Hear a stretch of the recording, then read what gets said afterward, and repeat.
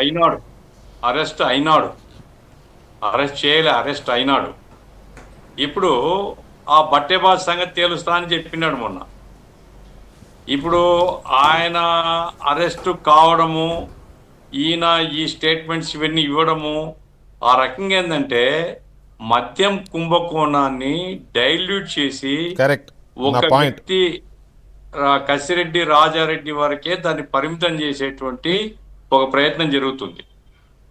ఆయన మీదేసుకోవచ్చు, కసిరెడ్డి రాజారెడ్డి ఎవరో అతను మీదేసుకోవచ్చు, అవును నేను చేసినాను, ఇంకా కొన్ని ఆరోపణలు చేయొచ్చు. అతను మా పై వాళ్ళకి ఏం తెలియదు, మా నాయకులకి ఏం తెలియదు, అంతా నేనే చేశాను, ఏముంది మహా ఏదో ఏడాది 2 ఏళ్ళు జైలు ఉంటాడు, ఏం కోపలు మునిగిపోయేది ఏముంది. అయితే అటువంటి వాళ్ళని కాపాడడానికి, ఎందుకంటే అనేక కుంభకోణాలు ఇప్పుడు చాలా వరకు సర్దుకున్నారు సార్. వెంకటేశ్వర గారు, మాణిక్యవర ప్రసాద్ గారికి బాధ కలగొచ్చు, కానీ చాలా వరకు సర్దుకున్నారండి, చాలా వరకు సర్దుకున్నారు. తప్పనిసరి మాత్రమే ఇప్పటికీ ఉన్నాయి. అటువంటి పై లెవెల్లో సర్దాలంటే ఇట్లాంటి వ్యక్తులు ఆడుండాల. కాబట్టి ఇది అన్ఫేర్ పాలిటిక్స్ జరుగుతున్న రాష్ట్రంలో. ఈ ప్రజలు మేల్కోవడం తప్ప దానికి పరిష్కారం లేదు. నా పాయింట్ ఏమంటే, ఇప్పుడు విజయసాయిరెడ్డి ఆయన ఏ పార్టీలో పోతే మనకేమండి, చాలా మంది చాలా పార్టీలో పోతుంటారు, చాలా పార్టీ నుంచి వస్తుంటారు. పాయింట్ ఏమిటంటే వ్యవసాయం మీద ప్రసూతి వైరాగ్యం వచ్చింది ఆయనకు. ఆ రోజు చెప్పిన స్టేట్మెంట్ ఏమిటి, లేదా రాజకీయాలతో సేద్యం చేసుకుంటా. మరి ఎందుకు ఈ రోజు మళ్ళీ రాజకీయాల మీద మోజు పుట్టింది? అంతా ఒక పంట కూడా అవ్వలేదండి, కాదు వ్యవసాయం చేస్తా అని చెప్పి ఒక పంట కూడా అవ్వలేదు ఇంకా టైము. అదేం పోయి ఎప్పుడు పొలానికి కూడా పోయినాడు కాదు, ఏదో బ్రహ్మరైతే వచ్చింది జీవు, అది ఏదో వచ్చింది. ఏ పంట ఉంది ఏమిటి? పాయింట్ ఏమిటంటే అవసరాల కోసం రాజకీయాలని వాడుకొని తమ ప్రయత్నాల్ని కాపాడుకోవాలనేటువంటి కుతంత్రంలో ఇవన్నీ జరుగుతున్నాయి. ఇవి కుట్ర రాజకీయాలు తప్ప ఫెయిర్ పాలిటిక్స్ కాదు. విజయసాయిరెడ్డి నమ్మొద్దు అని చెప్తున్నాను నేను. అది బీజేపీ వాళ్ళు చేర్చుకుంటారు లేదా అది వాళ్ళు తెలుసుకోవాలి.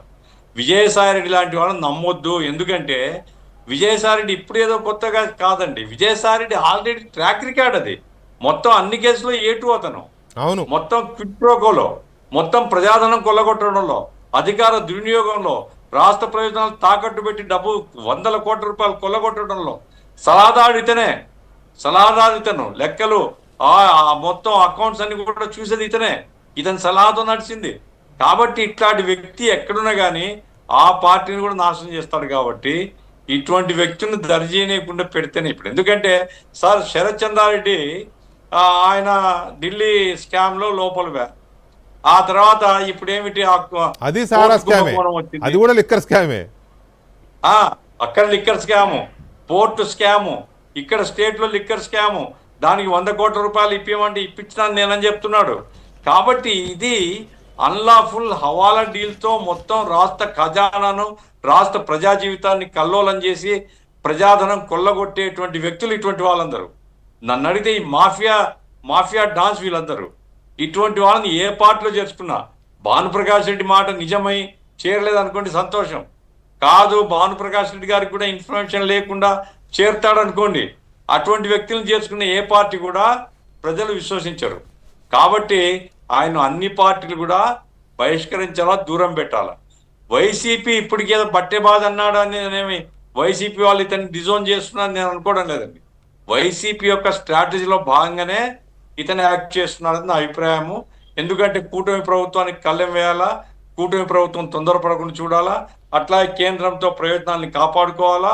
ఎందుకంటే వాళ్ళకి ఆశ ఉంది ఇంకో 3 సంవత్సరాలు అధికారంలోకి వస్తామని. అటువంటి దానికి వాతావరణం సృష్టించడం ముఖ్యంగా లక్ష్యంగా పెట్టుకుని ఉంటారు. కాబట్టి ఇటువంటి వ్యక్తులు ఎక్కడున్నా కానీ ప్రజలు ఇందాక మీరు అన్నదానికి, అప్పుడు మీరు అన్నదానికి ఏది బీజేపీ సంప్రదింపులతోనే రాజీనామా చేశాడని ఆ రోజు అన్నారు, మళ్ళీ ఇప్పుడు దాన్ని ఇచ్చేశారు కదా.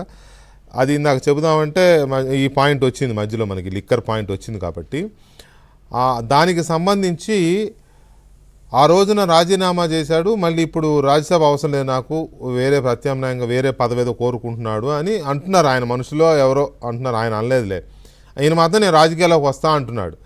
దానికి ఏంటి అని అంటే, ఇప్పుడు తమిళనాడులో రాజీనామా చేసిన, పార్టీ అధ్యక్ష పదవికి రాజీనామా చేసిన అన్నమలైని ఇప్పుడు ఏపీ నుంచి రాజ్యసభకు పంపాలి అనే దీంట్లో వాళ్ళు ఉన్నారు, బీజేపీ ఉంది అనేది చాలా బలంగా వస్తున్నాయి వార్తలు.